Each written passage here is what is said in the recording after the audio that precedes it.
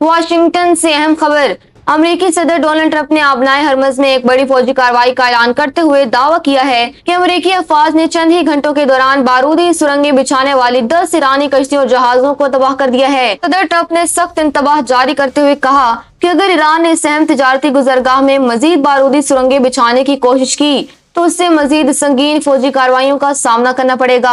अमेरिकी सदर का कहना था कि ईरान के पास अब भी वक्त है कि वो बिछाई गई सुरंगें फौरी तौर पर हटा दे और अगर ऐसा किया गया तो ये दुरुस्त समत में एक बड़ा कदम होगा। दूसरी जानिब अमेरिकी सेंट्रल कमांड ने व्हाइट हाउस के बयान की तायद करते हुए दावा किया है कि अमेरिकी अफवाज ने अपनाए हरमज के करीब कार्रवाई करते हुए बारूदी सुरंगें बिछाने में मसरूफ 16 ईरानी कश्तियां तबाह की हैं। दिलचस्प बात यह है कि इस कार्रवाई से कुछ देर कबल सदर ट्रंप ने अपने एक बयान में कहा था कि ईरान की जानिब से सुरंगें बिछाने की कोई मुसद्दिका रिपोर्ट मौजूद नहीं। ताहम अब उन्होंने सख्त लहजे इख्तियार करते हुए ईरान को धमकी दी है कि अगर सुरंगें ना हटाई गई तो तेहरान को ऐसे नताइज भुगतना पड़ेंगे जो तारीख में पहले कभी नहीं देखे गए।